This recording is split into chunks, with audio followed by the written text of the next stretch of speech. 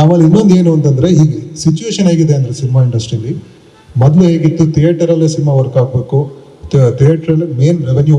ಈಗ ನಿಮ್ಗೆ ಗೊತ್ತಿರೋಂಗೆ 3 categories ಇದೆ: theatre, OTT and satellite. Audio is one of the small ಇದಾದನು. ಈ 3 ಕ್ಯಾಟಗರಿಯಲ್ಲಿ ಇತ್ತು. ಆ 2ಕ್ಕೆ ಲಾಸ್ಟ್ ಕೋವಿಡ್ ನಂತರ ಅಥವಾ ಕೋವಿಡ್ ಟೈಮಿಂದ ಅರೌಂಡ್ 50% ಸ್ಯಾಟಲೈಟ್ ಮತ್ತು OTT, ಅಥವಾ 60% of revenue use to come from satellite and OTT, 40% ಥಿಯೇಟ್ರಿಗೆ ಬರ್ತಿದ್ರು. ಈ ಟೈಮ್ ಹಳೆ ಇದ್ದಂಗೆ 80% ಥಿಯೇಟ್ರಿಗೆ ಬಂದಿದೆ.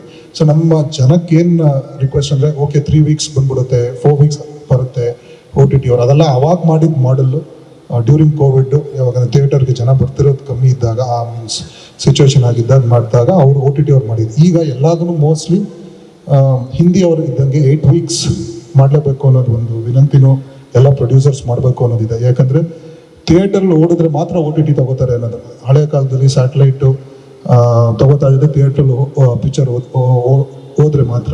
ಸೊ ಅಗೇನ್ ಈಗ ಥಿಯೇಟರ್ಗೆ ಇಟ್ಸ್ ಅಗೇನ್ ಸರ್ಕಲ್, ಥಿಯೇಟರ್ಗೆ ಬಂದಿದೆ. ದಟ್ ಈಸ್ ಅದೇ ದೇವಸ್ಥಾನ ಪಿಕ್ಚರ್ಗಳಿಗೆ, ಅಲ್ಲೇ ಎಲ್ಲ ಪಿಕ್ಚರ್ ಓಡೋದು, ಎಲ್ಲ ಪಿಕ್ಚರ್ ಥಿಯೇಟ್ರಿಗೆ ಮಾಡೋದು.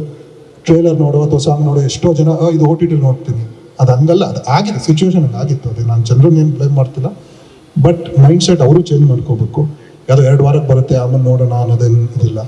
ನಾವು ನಮ್ಮ ಎಷ್ಟೋ ಡಿಸ್ಟ್ರಿಬ್ಯೂಷನ್ ಮಾಡಿರೋ ಸಿನಿಮಾದಲ್ಲಿ ಅವ್ರ ಮಾತು, ಅವ್ರದ್ದು ಫೀಡ್ಬ್ಯಾಕ್ ಕೇಳ್ಕೊಂಡು ರೇಟ್ಸ್ಗಳು ಕಮ್ಮಿ ಮಾಡಿದ್ವಿ. ಪಿಕ್ಚರ್ಗೆ ಡೈನಮಿಕ್ ಪ್ರೈಸಿಂಗ್ ಮಾಡಿದ್ವಿ. ಚಿಕ್ಕ ಪಿಕ್ಚರ್ಗೆ ರೇಟ್ಸ್ ನಾಮಿನಲ್ ರೇಟ್ಸ್ ಇಟ್ಟು, ದೊಡ್ಡ ಪಿಕ್ಚರ್ಗೆ ಸ್ವಲ್ಪ ಖರ್ಚಾಗಿರೋ ಪಿಕ್ಚರ್ಗೆ ಜಾಸ್ತಿ ಇಟ್ಟು, ಮೀನ್ಸ್ ಎಲ್ಲ ಥರದನ್ನು ಮಾಡಿದ್ವಿ.